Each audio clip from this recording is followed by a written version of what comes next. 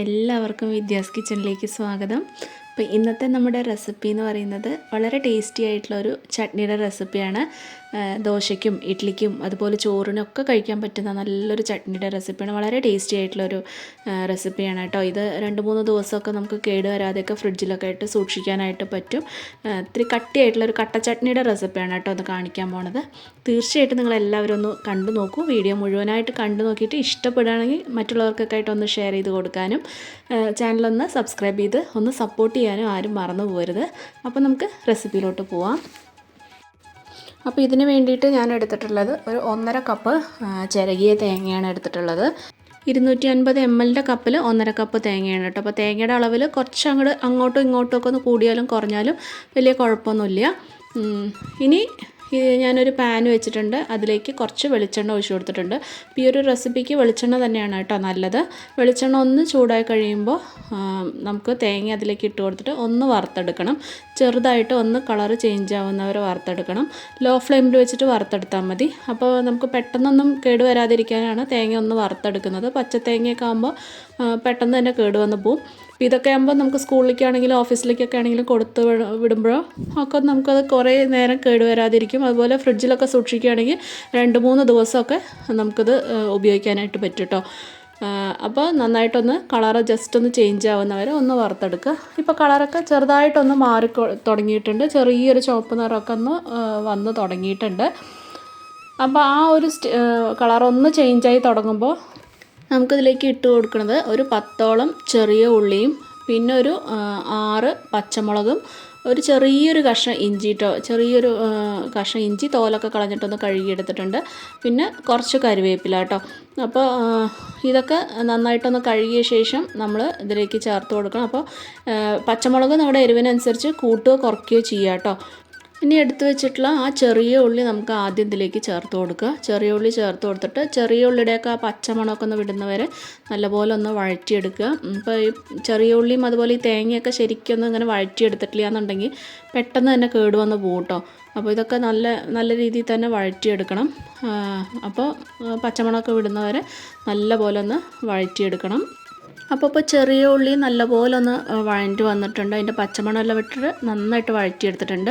ഇനി നമുക്ക് ബാക്കി നമ്മൾ എടുത്ത് വെച്ചിട്ടുണ്ടായിരുന്ന പച്ചമുളകും ആ ചെറിയൊരു കഷ്ണം ഇഞ്ചിയും ബാക്കി കറിവേപ്പിലയും കൂടി നമുക്കിതിലേക്ക് ചേർത്ത് കൊടുത്തിട്ട് ഒന്ന് ജസ്റ്റ് ഒന്ന് വഴറ്റിയെടുത്താൽ മതി. ഒത്തിരി നേരമൊന്നും വേണ്ട. ചെറുതായിട്ടൊന്നൊരു 2 മിനിറ്റൊക്കെ ഒന്ന് നന്നായിട്ടൊന്ന് വഴറ്റിയെടുത്താൽ മതി കേട്ടോ. ഒന്ന് ജസ്റ്റ് അതിൻ്റെ പച്ച സ്മെല്ലൊന്ന് വിട്ട് കിട്ടാൽ മതി. അപ്പോൾ ഇഞ്ചിയുടെയും അതുപോലെ പച്ചമുളകിൻ്റെയൊക്കെ അപ്പോൾ അതുവരെ അതൊന്ന് വഴറ്റി കൊടുക്കുക. അപ്പോൾ അതൊക്കെ നന്നായിട്ട് വഴറ്റിയെടുത്തിട്ടുണ്ട്. ഇനി ഫ്ലെയിം ഞാനിപ്പോൾ ഓഫ് ചെയ്തിട്ടുണ്ട്.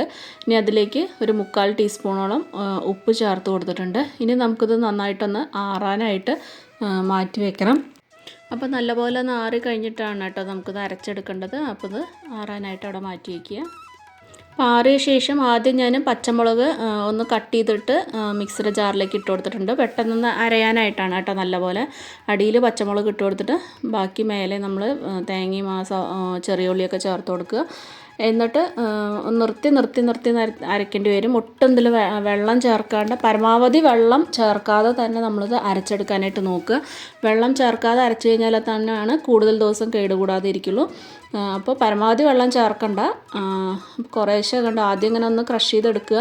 അപ്പോൾ അതുപോലെ ഇങ്ങനെ കിട്ടും. എന്നിട്ട് ജസ്റ്റ് ഒന്ന് സ്പൂണും കൊണ്ട് നമ്മളൊന്നിങ്ങനെ ഒന്ന് ഇളക്കി വിട്ടാൽ മതി. എന്നിട്ട് വീണ്ടും അരച്ചെടുക്കുക. അപ്പോൾ നിങ്ങൾ അന്നൊക്കെയാണ് യൂസ് ചെയ്യണമെന്ന് വെച്ചാൽ കുറേശ്ശെ വെള്ളം ഒഴിച്ചിട്ട് അരയ്ക്കുക. അല്ല നിങ്ങൾക്ക് 2-3 ദിവസമൊക്കെ എടുത്ത് വെക്കണം എന്നുണ്ടെങ്കിൽ വെള്ളത്തിന് പകരം കുറച്ച് വെളിച്ചെണ്ണ ചേർത്തിട്ട് നമ്മളത് അരച്ചെടുക്കുക കേട്ടോ. അപ്പോൾ കൂടുതൽ ദിവസം കേടുകൂടാതിരിക്കും. വെള്ളം ഒഴിച്ച് കഴിഞ്ഞാൽ പെട്ടെന്ന് ചീത്തയായി പോവും. അപ്പോൾ ഒരുപാട് മയത്തിലല്ലാണ്ട് ചെറിയൊരു തരിതരിപ്പായിട്ട് നമ്മൾ അരച്ചെടുക്കുക കേട്ടോ. കൂടുതൽ മയത്തിൽ അരയ്ക്കുന്നതിനെക്കാട്ടിലും ചെറിയൊരു തരിതരിപ്പായിട്ട് അരയ്ക്കുകയാണ് നല്ലത്. അപ്പോൾ ഞാൻ ഒരു രീതിയിൽ അരച്ചെടുത്ത് കൊണ്ടുവന്നിട്ടുണ്ട്. പിന്നെ നിങ്ങൾക്ക് വേണമെന്നുണ്ടെങ്കിൽ ഇത് ഫുള്ളായിട്ട് ഇങ്ങനെ കട്ടിയായിട്ട് അരച്ചെടുത്തിട്ട് പകുതി നമുക്ക് ഫ്രിഡ്ജിൽ വെച്ചിട്ട് ബാക്കി പകുതി എടുത്തിട്ട് ലൂസാക്കിയിട്ട് ചട്നി നോർമൽ നമ്മൾ ചട്നിയൊക്കെ ഉണ്ടാക്കാറില്ലേ അതുപോലെ ആക്കിയെടുക്കുകയൊക്കെ ചെയ്യാം കേട്ടോ. അങ്ങനെയും ചെയ്യാം കേട്ടോ. അപ്പോൾ നമുക്ക് ചോറിനൊക്കെ ആണെങ്കിലും ഇത് കുറേശ്ശെ കൂട്ടി കഴിക്കുമ്പോൾ നല്ലൊരു ടേസ്റ്റാണ്. അപ്പോൾ നമ്മുടെ ചട്നി ഇവിടെ റെഡി ആയിട്ടുണ്ട്. കുറേ പേരൊക്കെ ഇങ്ങനെ ഉണ്ടാക്കി നോക്കുന്നവരുണ്ട്. അപ്പോൾ നമുക്ക് ഹോട്ടലിലൊക്കെ കിട്ടുന്ന ഒരു ടേസ്റ്റാണ് കേട്ടോ ഈ ഒരു ചട്നിക്ക്. സാധാരണ നമ്മുടെ ചായക്കടകളിലൊക്കെ കിട്ടില്ലേ, പണ്ട് കാലത്തുള്ള ചായക്കടകളിലൊക്കെ കിട്ടുന്ന ഒരു ടേസ്റ്റാണ്. നമുക്ക് റോസ്റ്റിൻ്റെ നടുക്ക് കുറച്ച് കട്ട ചട്നിയൊക്കെ വെച്ചിട്ട് തരും. പണ്ട് കഴിച്ചവർക്കൊക്കെ അറിയായിരിക്കും അതിൻ്റെ ഒരു ടേസ്റ്റൊക്കെ. അപ്പോൾ ആ ഒരു പെർഫെക്റ്റ് ആയിട്ടുള്ള ഒരു ടേസ്റ്റാണ് കേട്ടോ ഈ ഒരു ചട്നിക്കൊക്കെ ഉള്ളത്. അപ്പോൾ തീർച്ചയായിട്ടും നിങ്ങൾ എല്ലാവരും ഒന്ന് ഉണ്ടാക്കി നോക്കൂ. തീർച്ചയായിട്ടും ഇഷ്ടപ്പെടുന്നൊരു രുചിയാണ്. പഴയകാല രുചിയൊക്കെ ആകുമ്പോൾ എല്ലാവർക്കും ഇഷ്ടപ്പെടുന്നൊരു രുചിയാണ്. അപ്പോൾ എല്ലാവരും ഉണ്ടാക്കി നോക്കൂ. ഉണ്ടാക്കി നോക്കിയിട്ട് നിങ്ങളുടെ ഫീഡ്ബാക്കൊക്കെ ഒന്ന് പറയാൻ മറക്കരുത്. നിങ്ങൾക്ക് ഇഷ്ടപ്പെടുകയാണെന്നുണ്ടെങ്കിൽ നിങ്ങളുടെ ഫ്രണ്ട്സിനും ഫാമിലിക്കൊക്കെ ആയിട്ടൊന്ന് ഷെയർ ചെയ്ത് കൊടുക്കാനും സബ്സ്ക്രൈബ് ചെയ്യാനും മറക്കരുത്. അപ്പോൾ വീണ്ടും നല്ല നല്ല റെസിപ്പീസായിട്ട് വീണ്ടും കാണാം. Take care. ബൈ.